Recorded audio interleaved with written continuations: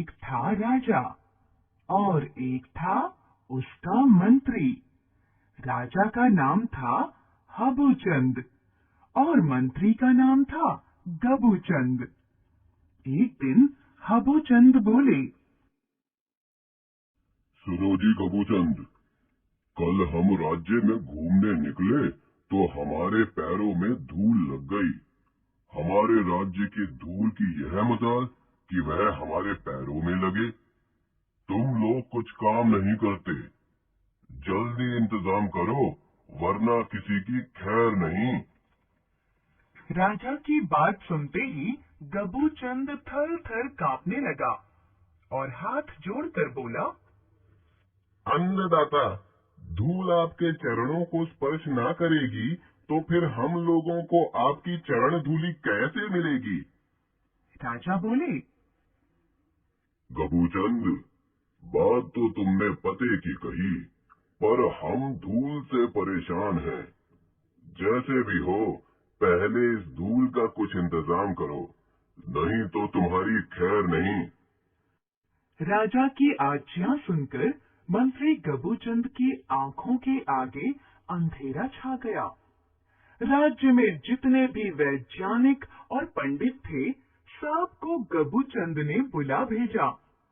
उनकी सभा हुई। नाक पर चश्मा चढ़ाकर वे सब विचार में डूब गए। धूल को दूर करने का फिर भी उन्हें कोई उपाय नहीं सूझा। लाचार होकर राजा को सुखी बनाने के लिए गबूचंद ने एक उपाय सोचा। उसने 17.5 लाख झाड़ुएं खरीदी और प्रजा में बांट दी। झाड़ुओं की झाड़ फटकार से राज्य में इतनी धूल उठी कि सूरज का प्रकाश मंद पड़ गया। राजा और प्रजा दोनों खांसते खांसते हैरान परेशान हो गए। राजा ने मंत्री को बुलाया और कहा, गबूचंद, यह कैसी व्यवस्था है तुम्हारी? धूल को हटाने के बजाय तुमने तो सारे राज्य को धूलम धूल कर दिया। धूल को दूर करने का जल्दी से कुछ उपाय करो, नहीं तो तुम्हें जेल की हवा खानी पड़ेगी।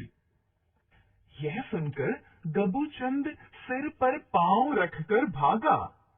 अब उसने 21 लाख भिश्तियों को धूल पर पानी छिड़कने की आज्ञा दी।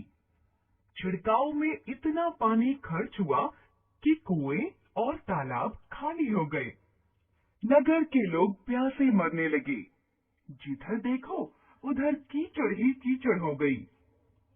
राजा ने फिर गबूचंद को बुलाकर डांटते हुए कहा, गबूचंद, तुमने पहले हमारे राज्य को धूलम धूल कर दिया, अब तुमने सारे राज्य में कीचड़ फैला दी। जल्दी कुछ इंतजाम करो, नहीं तो याद रखो सूली पर चढ़ा दिए जाओगे। घबराकर गबूचंद मंत्री ने तुरंत मंत्रिमंडल की बैठक बुलाई। मंत्रियों ने सलाह दी कि धूल से बचने के लिए सारी धरती को चमड़े से मढ़ देना चाहिए। इस अनूठी सूझ पर प्रसन्न होकर गबूचंद दौड़ा दौड़ा राजा के पास गया और कहने लगा, महाराज, मिल गया उपाय। इस धूल भरी धरती को चमड़े से मढ़वाकर आप सदा के लिए निश्चिंत और प्रसिद्ध हो जाइए। राजा को यह उपाय पसंद आया। उसने आज्ञा दी, राज्य के होशियार चर्मकारों को तुरंत हमारे सामने पेश किया जाए। राजा के सिपाही 10 दिशाओं में दौड़े।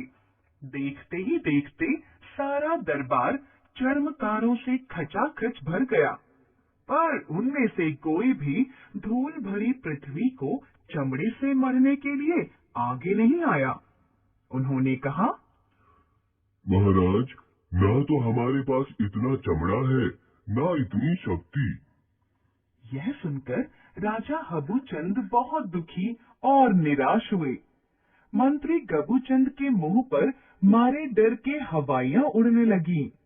ठीक उसी समय एक बूढ़ा चर्मकार धीरे धीरे दरबार में आया और मुस्कुराते हुए बोला, महाराज, आज्ञा हो तो एक युक्ति बताऊं। राजा ने डांट कर कहा, जिस सवाल के सामने देश के सारे वैज्ञानिकों, पंडितों और राजमंत्रियों ने घुटने टेक दिए, उसका भला तुम क्या हल बता सकते हो? चतुर चर्मकार ने अपनी झोली से थोड़ा सा मुलायम चमड़ा निकाला और उसे काट छांट कर सिल दिया। फिर उसे राजा के दोनों पैरों पर मढ़ दिया। उसने महाराज से थोड़ा चलने की प्रार्थना करते हुए कहा, सारी धरती को चमड़े से मढ़ने के बजाय अपने पैरों को चमड़े से मढ़ लेना उचित है। राजा ने चलकर देखा तो पैर पर धूल का एक भी कण नहीं लगा था। चर्मकार की युक्ति से राजा प्रसन्न हुआ। कबूचंद की जान बची, धरती की रक्षा हुई और उसी दिन से पैरों में जूते पहनने की प्रथा चल